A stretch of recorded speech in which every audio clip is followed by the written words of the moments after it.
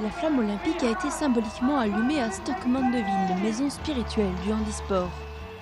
C'est ici que le neurologue allemand Ludwig Guttmann a organisé les Jeux mondiaux des chaises roulantes et des amputés, ancêtres des Jeux paralympiques, en 1948.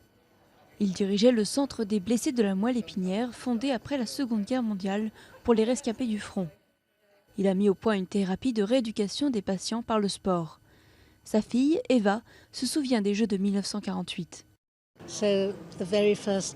Pour les tout premiers Jeux, il y avait deux équipes, celle du centre des blessés de la moelle épinière de Stoke Mandeville et celle de la Star and Garter Home de Richmond. 14 concurrents en fauteuil roulant ont participé à la compétition. 12 ans plus tard, Guttmann réussit à convaincre les organisateurs des Jeux olympiques de Rome d'autoriser 400 athlètes en fauteuil à participer aux Jeux paralympiques. Et depuis, à l'hôpital de Stoke Mandeville, les médecins continuent le travail qu'il avait commencé. Si on a besoin d'utiliser l'art, la musique ou le lancer de javelot, on inclura ça dans la thérapie de rééducation, en partie parce que ça rend les malades plus forts et ça leur donne un objectif à atteindre, mais c'est surtout quelque chose qui va leur rester quand ils quitteront l'hôpital, et ils peuvent choisir de continuer cette activité en tant que loisir ou d'en faire une carrière, c'est leur choix après tout. Ewan a 13 ans, il est paralysé jusqu'aux épaules.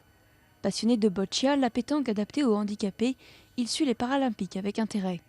Et il a le droit d'y croire, beaucoup d'anciens patients de Stoke Mandeville sont devenus des athlètes paralympiques. Je connais des athlètes et ils participent à la compétition aujourd'hui alors qu'il y a 4 ans, ils regardaient les Paralympiques de Pékin de leur lit d'hôpital. C'est important qu'on continue de parler de ces histoires-là pour dire hey, si tu te casses le dos, c'est pas cool, mais c'est pas forcément la fin du monde. Personne ici n'a oublié l'héritage de Ludwig Guttmann. Et cet héritage est mis à l'honneur aujourd'hui grâce aux Paralympiques de Londres, avec notamment l'une des deux mascottes, appelée Mandeville.